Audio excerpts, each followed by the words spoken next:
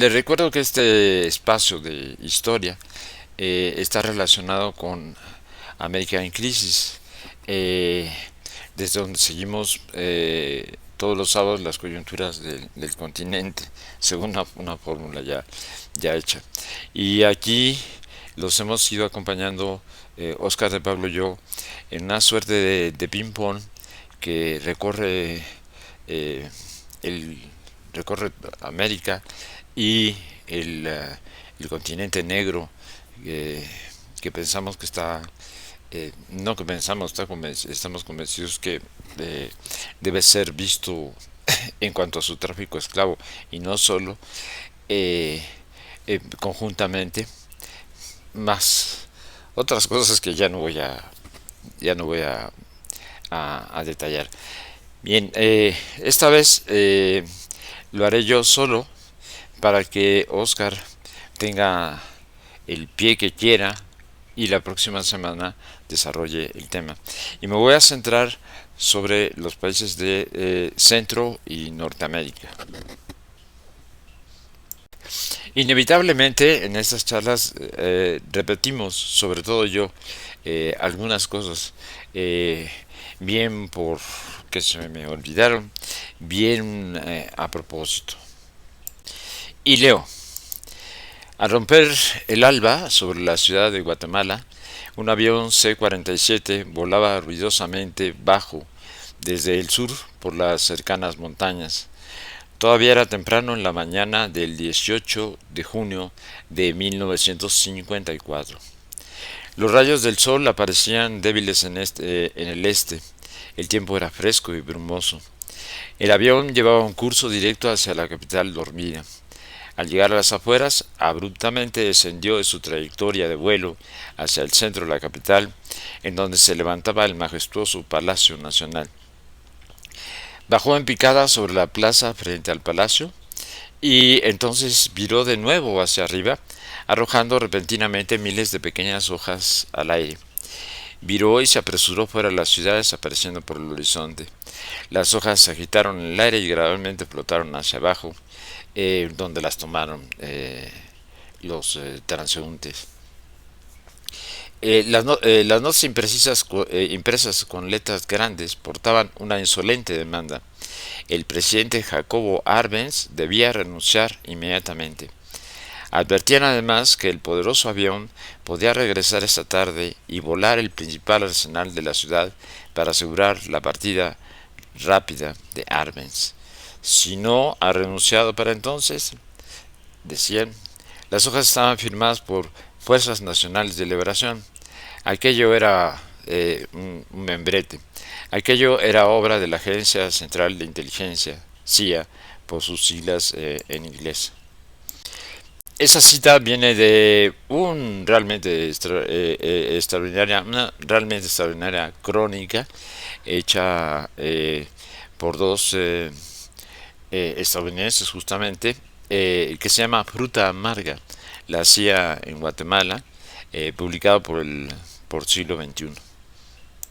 No sería la primera vez que se escribiera una gran crónica de estilo siglo XX sobre, sobre esos lugares, sobre Centroamérica, quiero decir en particular. Poco después, Kapuscinski, el gran periodista que hacía una, el gran periodista que hacía reportajes desusados y que estaba también dentro del género de esta crónica periodística social. Luego hablaría de la guerra del fútbol que se desataría poco más tarde entre dos países de ese continente, eh, de ese subcontinente.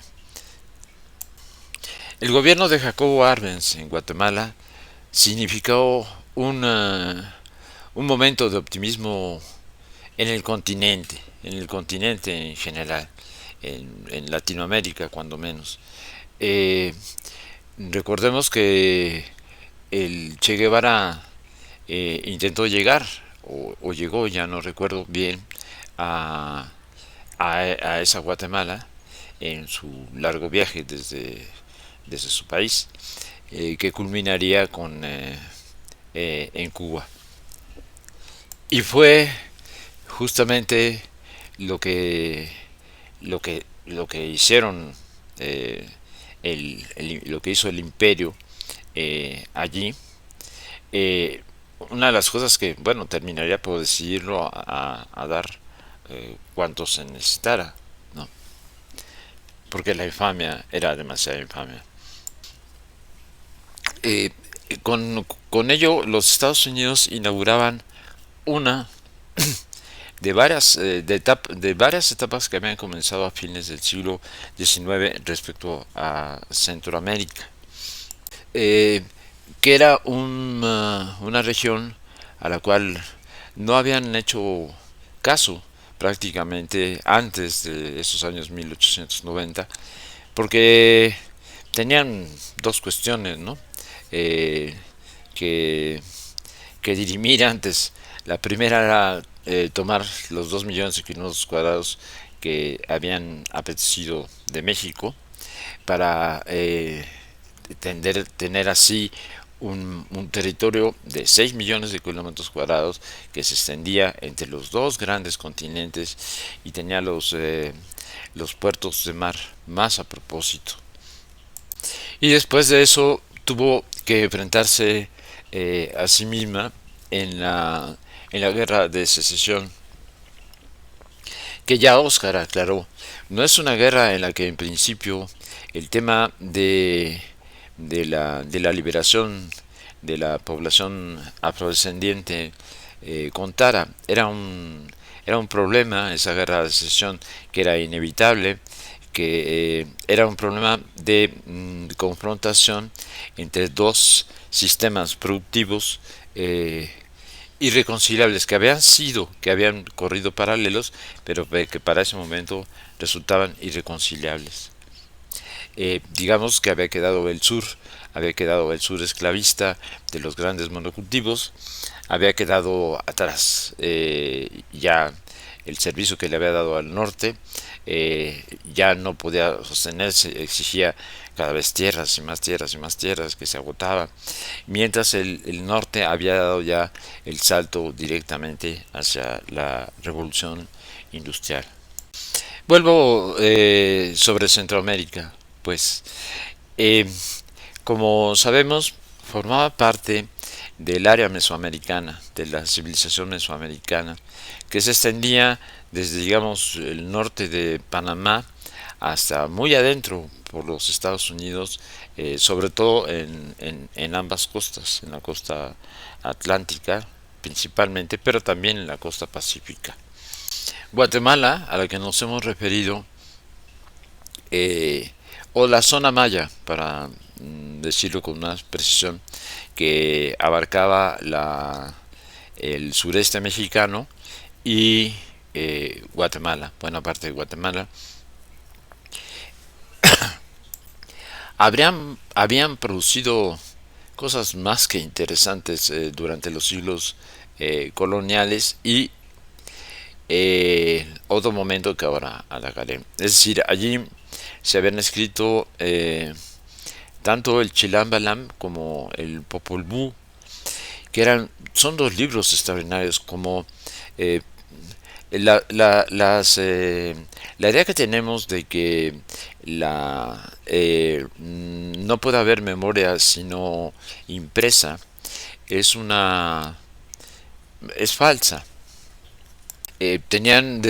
Todas las civilizaciones desarrollaron primero capacidades mnemotécnicas muy avanzadas, muy desarrolladas, que les permitían a través de la oralidad reproducir auténticos libros, ¿no?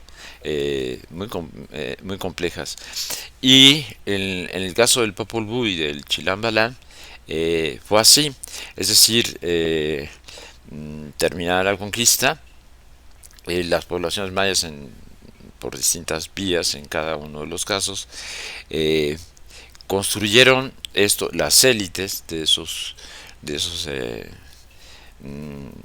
las élites de dos lugares en particular, hicieron un proceso de primero mnemotécnico que tenían muy desarrollado y luego las transmitieron a papel y dejaron, guardaron en secreto estas, esta reconstrucción de la identidad, porque son extraordinarios, son relatos, además de por sí, son tan buenos como cualquier gran relato mitológico, y particularmente ricos en imágenes, y nos dan una visión que nos cuesta trabajo entender, pero realmente son muy complejos.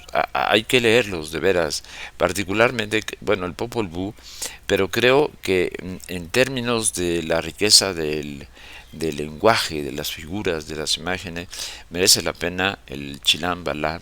Balam. Eh, Se descubrieron por accidente. Lo descubrió Fraile por accidente, el Popol Vuh. El Chilam Balam, ahora eh, no sé cómo, no preciso cómo fue que se dieron, que los extraños, como los llamaban la población maya, tuviera acceso a ellos. Se dieron por accidente y fue a encontrarlos un fraile ya en el siglo XVII, XVIII tal vez. Para ese momento, y en esto quiero volver a hacer un subrayado, me parece que no hay en en nuestras comunidades indígenas de de América Latina, no solo de América Latina, habría que incluir algunas de las que dejaron, las que quedaron, las que no fueron extintas de los hoy Estados Unidos, que, que recién terminada la conquista, se dieron la tarea de crearse nuevas identidades, ¿no? Esto no es cualquier cosa. Es decir, el cielo se vino abajo, dice un historiador, ¿no? O nos dejaban por herencia una red de agujeros, dice el propio, los propios testimonios de los mexicas recogidos en la visión de los vencidos. Eh, y a partir de allí, y apropiándose de la cultura impuesta, particularmente de toda ella, incluso la lengua, porque recordemos que algunas de estas lenguas tomaron más o menos rápidamente el, el, el, eh, el sistema fonético de, del español para darse un lenguaje escrito en su lengua, ¿no? No fue en todos los casos, pero sí en el náhuatl y otras lenguas, ¿no? Eh, y eh, Se apropiaron también, por ejemplo, creo que haberlo ya contado, de ellos hicieron nacer, en el caso de, de, de México, hicieron nacer de lo que luego se llamaría México, hicieron nacer el culto a la Virgen de Guadalupe, y lo que fue combatido eh, por los frailes franciscanos y dominicos, ¿no? Durante casi 100 años, ¿no? Negarían, porque advertían claramente, ellos tenían a los indígenas por los perfectos, eh, los perfectos, la perfecta humanidad para reproducir una suerte de cristianismo, un cristianismo primitivo o algo semejante que redimiera a a un catolicismo que estaba en el peor momento de su historia, no podía alcanzar niveles más bajos. Bueno, después alcanzaría niveles igualmente bajos, ¿no? Eh, pero para hacerlo tenían que hacer tabla rasa del pasado, como decían, es decir, no todo lo que hubo antes hay que destruirlo y entonces por eso promovieron incluso la destrucción de los templos, ¿no? Todos los templos prehispánicos desaparecieron, y eso fue obra de los conquistadores también, pero también de la iglesia. Y fue solo hasta avanzado, hasta principios del siglo XVII, que la, la, mm, la Virgen de Guadalupe es apropiada, se le apropia la, el fermento del pensamiento criollo. En todo caso, se trata de una reconstrucción de identidad que creo que es la base en la que está sustentado todo en los países donde hubo un peso indígena muy importante, o donde quedó un peso indígena muy importante, porque en algunos, como por ejemplo en zonas de Norteamérica y también en zonas de Sudamérica, extinguieron la población, ¿no? Prácticamente a toda la población. Me refiero, por ejemplo, a Argentina, ¿no? Y vinieron acompañadas, y también creo haberlo dicho, pero no está de más recordarlo, vinieron acompañadas, este proceso vino acompañada con una continua rebelión, rebeliones de carácter local, ¿no?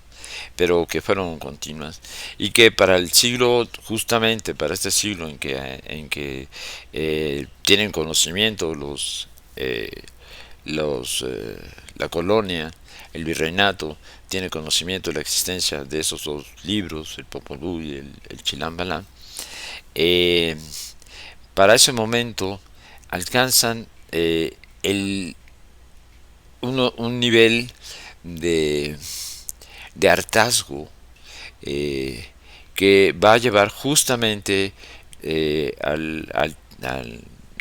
casi al término de la intervención estadounidense en México, es decir, en 1948, a que el pueblo maya de la península de Yucatán se levante y, e inicie la, lo que llamamos guerra de castas en México. Es un poco tonto el término, porque guerra de castas se le llamó a toda rebelión indígena, pero inician allí lo que ya advertí, se llama el reino de algo así como el reino de la Santa Cruz Parlante, con la cual los mayas declaraban su total hostilidad irreconciliable, irredimible con los extraños.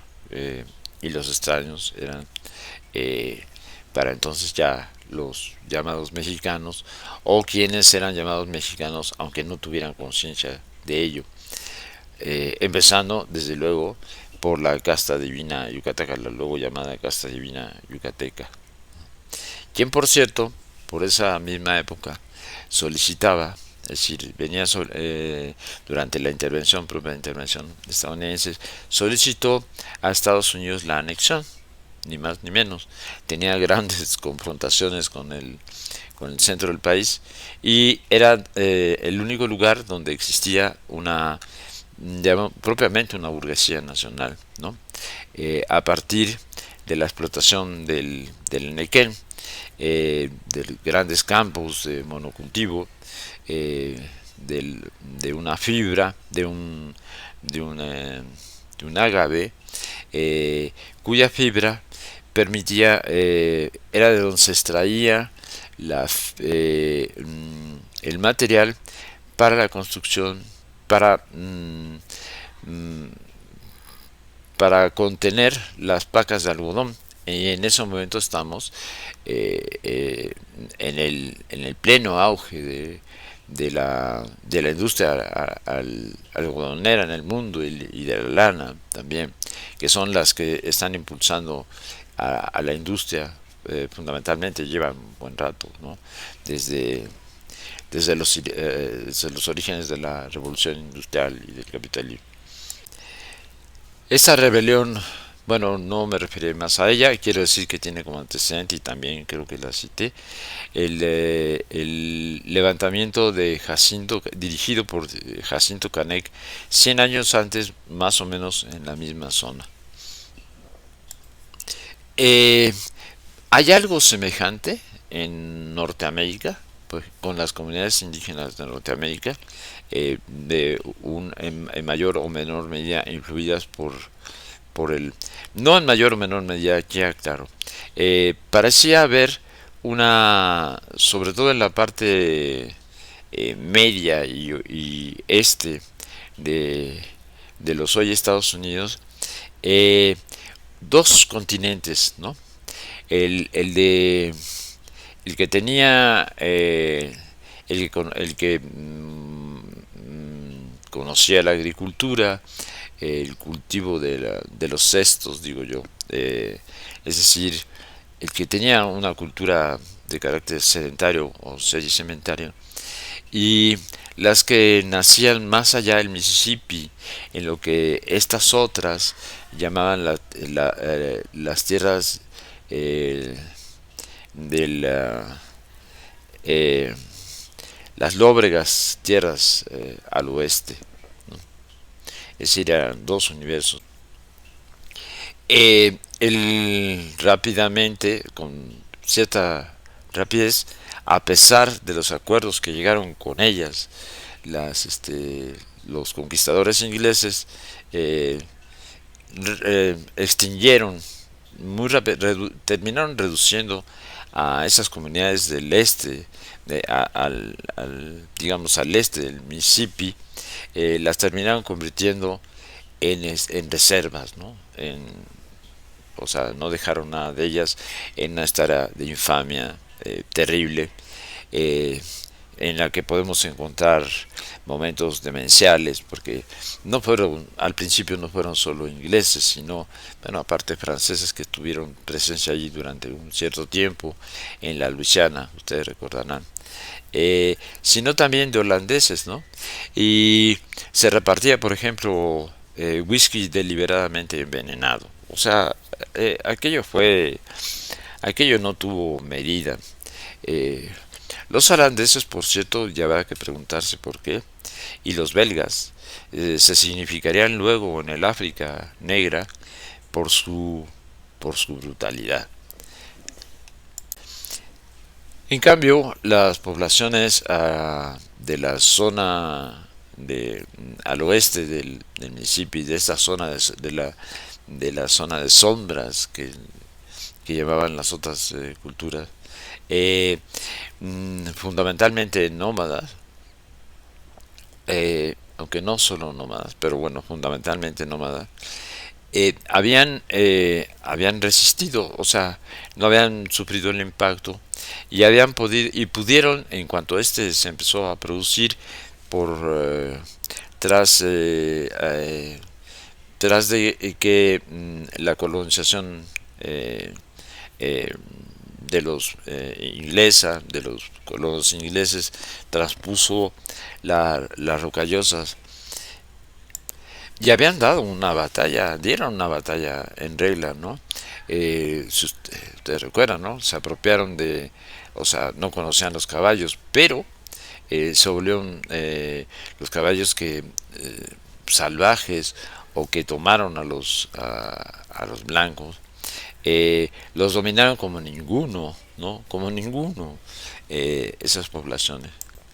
Y esas batallas, esa confrontación contra el avance de la civilización, eh, la, eh, se hacía en un ambiente en el cual cambiaba muy rápidamente desde tiempo atrás, cambiaban esas poblaciones eh, nómadas y seminómadas, eh, se transportaban, iban y venían, o sea, y por ejemplo, los apaches eh, son una nación que llega, digamos, tardíamente al sur de Norteamérica, bueno, de la Norteamérica estadounidense, digamos, bueno, y de la Norteamérica mexicana también. Eh,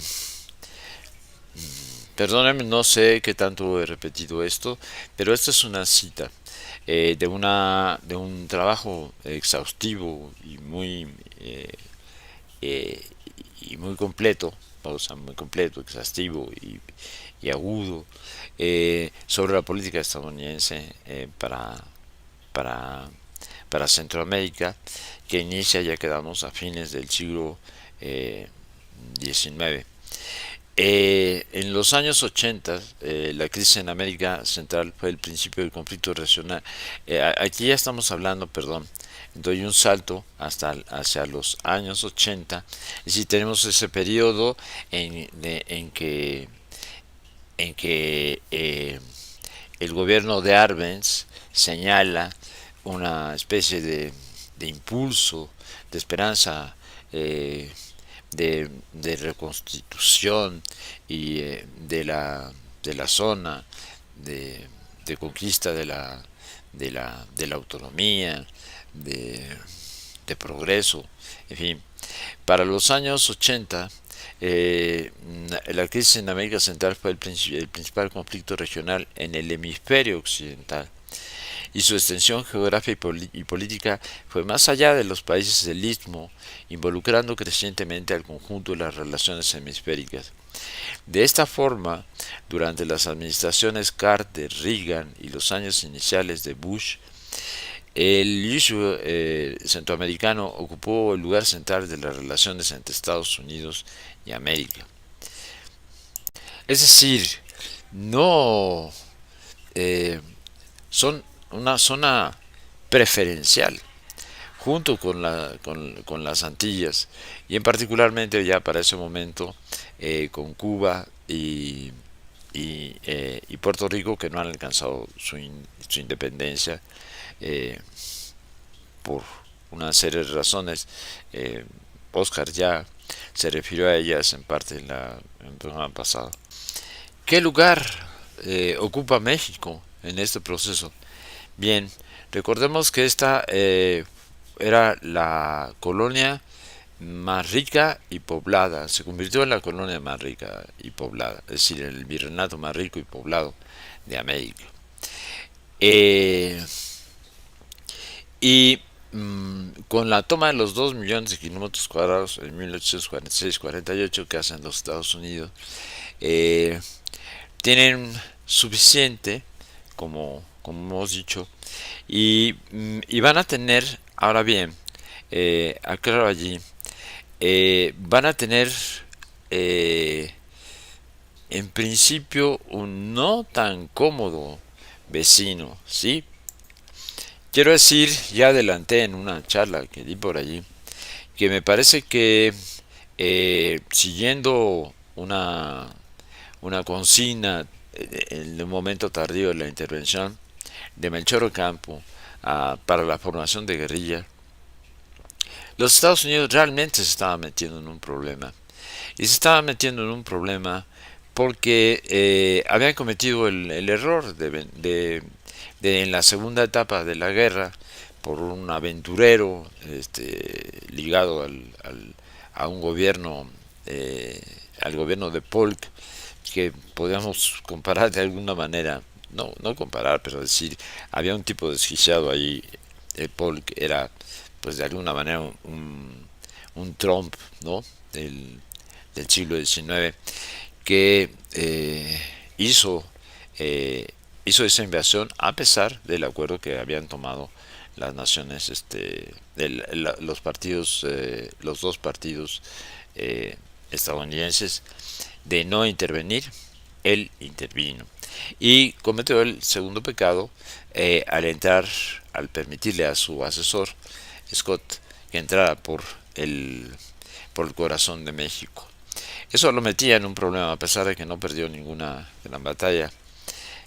Sí se seguía, creo, eh, la recomendación de Melchor Ocampo, que lo que hacía era adelantar lo que luego haría el gobierno de Juárez, es decir, eh, no dar una batalla, no dar una guerra formal, eh, sino una batalla que obligara a desperdigarse al enemigo. Claro, ustedes pueden decir, sí, bueno, pero los Estados Unidos no están en Europa, ¿no? Los Estados Unidos están, pues, aquí al lado, ¿no? Sí, pero tenían entre otros, un gran tema a tratar, el mayor tema para ellos, que era cómo resolverían el problema entre el norte y el sur, entre estos dos modos de producción que se volvían irreconciliables para ese momento, y también ideológicamente irreconciliables. Eh, ya también hemos dicho que la guerra de secesión produjo más muertos estadounidenses que la Segunda Guerra Mundial y otros conflictos juntos. Es decir, fue verdaderamente brutal y hay que seguirle la pista, que se encuentra, podemos encontrarla incluso en la literatura de los Estados Unidos del siglo XX. Si ustedes leen, por ejemplo, a William Faulkner, encontrarán allí un mundo, el mundo del sur, de una manera más extraordinaria, porque es un escritor, quizás el mejor escritor del siglo XX, de nuestros vecinos del norte, ¿no? Pero, por cierto, que influiría mucho, este ya es un, es un, es un breviario cultural, influiría mucho en Juan Rulfo en apariencia y en Juan Carlos Onetti, el escritor uruguayo. Bien, en todo caso, lo que estaba sucediendo, la característica del lejano oeste, es decir, el lejano oeste se le llamó a este último, al que se abrió con tras la apropiación de los territorios mexicanos, no tendría ninguna clase de orden, mientras los primeros sí estuvieron muy ordenados, bien por la corona inglesa, bien por el propio gobierno de los Estados Unidos, que vendía parcelas, que obligaban luego a que los colonos para comprarlas se endeudaran, en fin, esto fue una precipitación realmente muy loca, ¿no? Demencial. Le recomiendo, por cierto, otra vez volviendo a la literatura, es que hay cosas que no podemos, en las cuales no puede penetrar bien la historia, sino es dándose una ayudadita con la literatura, ¿no? Y aquí le recomendaría leer a Bret Harte, un, que fue el gran escritor de las novelas del oeste, eh, prácticamente como un inventor, el iniciador de las novelas de la literatura del oeste. Era muy fantasioso Hart, ¿no? Eh, pero transmitía aparentemente muy bien el ambiente en que se desarrollaba aquello. Habría citas que valdría la pena que yo trajera aquí para ver cómo se creaba por ejemplo, recuerdo Sandibar, ¿no? Una, una, una población minera, ¿no? Que se creó, pues sí, al ahí te va, ¿no? Y con personajes venidos, cuyos nombres, dice Hart, no queríamos saber, o que, o que eran seudónimos muy adecuados y que quedarían que terminarían adhiriéndose a los personajes. Bueno, es muy recomendable esta serie de novelas del oeste con que Bret Hart inicia una, un, un género, ¿no? En los Estados Unidos. Esta locura, que además estaba acompañada por la búsqueda del oro en California, ¿no? Eh, eh, una locura, eh, una locura eh, por un lado. Por el otro lado, claro, los grandes intereses, los grandes capitales, sabrían aprovecharla incluso a... aquí les pido ver ahora una película, Chinatown, eh, de Roman Polanski. Es una que pertenece al género negro, pero sabemos que Roman Polanski es particularmente ácido. Esta es una película para serie que muestra cómo Los Ángeles de principios del siglo XX está todavía bajo esa lógica heredada, ¿no? de la de la conquista del lejano oeste, que dejó además su impronta en el cine a través del llamado western, perdón siempre mi inglés, ¿no? Es decir, eh, de este género de cine eh, a caballo, ¿no? En el que hay figuras como las de Billy the Kid, figuras adulteradas como las de Billy the Kid, que era un infame terrible y que no hay manera de reivindicar eh, un asesino en regla. También hay una película, Billy the Kid y Pat Barrett. Bueno, véanlas, pues, o sea, de veras la historia se beneficia mucho y mucho con la literatura y el cine y la plástica y demás, ¿no? En ese ambiente, pues, que vemos desde ya los años 40 y que culmina con la guerra de secesión a principios de los 60, lo que vemos son unos Estados Unidos muy poco estables, muy poco capaces, a pesar de que tuvieran, sí, ya 17 millones de habitantes, sí, bueno, en 6 millones de kilómetros cuadrados ustedes me dirán, ¿no? Eh, si podían controlar bien a bien lo que sucedía allí. Eh, no era la idea de Melchor Campo, podía no haber prosperado, pero sí había habido además una resistencia en todos lados. Si el ejército mexicano no fracasó por su vocación de venida de la forma en que se consumó la independencia, era traición tras traición, error tras error, torpeza tras torpeza, vivían en la luna, ¿no? Esos, esos generales no sabían de la existencia de la revolución industrial, ni de, la, ni de las ni de los nuevos recursos que había. Eh, pero si ellos no no tenía ni idea, sí lo tenía, por ejemplo, bueno, algunos incluso de sus oficiales, ¿no? Está el,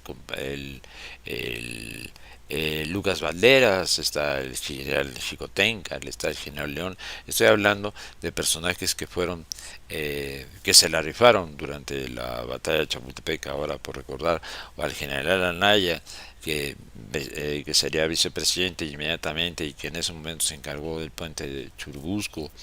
Las guardias nacionales de la Ciudad de México se formaron, la resistencia del pueblo llano de la propia ciudad. Me refería también a ese momento extraordinario en que en la Sierra Gorda de Querétaro las comunidades indígenas que venían produciendo una gran cantidad de rebeliones, como todas otras, se habían asociado y encontraron una fórmula para detener, suspender la guerra mientras estaba la intervención, para luego mejor, para también luego mejor reivindicar sus demandas. Es más, no solo reivindicar sus viejas demandas, sus demandas tradicionales, sino trascenderlas, llevarlas a otro nivel. Y si seguimos, aquí estamos hablando del año 1946, cuando yo hice un trabajo sobre la rebelión de Ayutla, la rebelión de los Pintos, y es impresionante realmente cómo en cuanto se echa a andar la sociedad, esta parte de la sociedad que podía considerarse con ligas a la nacionalidad y algunos que no la tenían pero que así la iban a adquirir, aparecen unos liderazgos eh, de los cuales debería hablar más en detalle pero tampoco puedo detenerme en ello, que podrían decirnos, bueno, es posible que en 1800, no 48, 47, digamos, eh, lo que proponía, lo que proponía eh, Ocampo, había habido también revueltas, caudillos rebeldes a la intervención en Baja California, en Chihuahua y en otros lados, ¿no? Esto hubiera podido producir una, una inestabilidad para, para el ejército estadounidense que no habría podido sostener de ninguna manera. Podemos, me- si me siento aquí con detalle, puedo establecer cómo les era imposible tener el control de de, del centro, de la parte más poblada del país, y entonces estarían desperdigados por todos lados y tendrían su propia bronca, ¿no? Entonces esto podría haber extendido el conflicto hasta quién sabe cuándo y con qué consecuencias. No quiero decir que recuperaríamos el territorio, eso posiblemente o seguramente era ya imposible, pero ¿qué habría sucedido allí? En todo caso, México, después con la reforma y la guerra contra el imperio, y después la revolución con sus antecedentes magonistas y demás, eh, le plantearía a los Estados Unidos un tipo de reto distinto. México se podría permitir el lujo de, incluso en los años 20, con los propios Obregón y Calles, animar un frente antiimperialista en América, ni más ni menos, ¿no? No, es decir, no era cualquier cosa. Y tuvo que aceptar, tuvo que aceptar, por ejemplo, que se diera aquí refugio a Sandino, ¿no? Que desde aquí se organizara la, eh, las fuerzas de Sandino. Tuvo que aceptar después que a pesar del anticomunismo triunfante, por la influencia eh, de la de los Estados Unidos sobre la dictadura perfecta, es decir, la dictadura perfecta en ese momento encabezada eh, por López Mateos. A pesar de ello, en México se organizaron, recordemos, se organizó la expedición de Fidel Castro y sus compañeros hacia Cuba. Es decir, este país consigue mantener siempre, a pesar de que es la frontera, a pesar de que le tomaron 2 millones de kilómetros cuadrados, a pesar de que va a ser el más fácil botín para, para, las, para las nuevas políticas neoliberales, con ayuda desde luego del interior, eh, de los tecnócratas o cleptócratas, ¿no?, del interior. México era un reto distinto. Y en esta suerte de azares, porque bien visto, por ejemplo, termina la independencia, culmina la independencia de México e incluye en principio Guatemala, y luego es Guatemala que se separa. ¿Por qué no haber, hay un virreinato de Guatemala? eh, Según bien recuerdo, todavía subsiste hasta ese momento. ¿Por qué, por qué queda separado, no? Queda separado y además confrontaban sí una serie de naciones centroamericanas, ¿no? Bueno, esto es algo que espero que, que conteste Oscar la próxima semana. Y me falta pues hablar nada más brevemente, aunque sea brevemente, porque tampoco, eh, de la población afro-norteamericana en Estados Unidos. que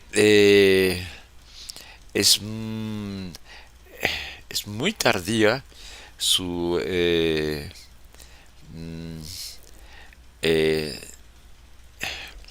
es muy tardía, digamos, su rebelión expresa, pero hay una rebelión, hay una forma de resistencia y de construcción también. Ese es otro elemento fundamental.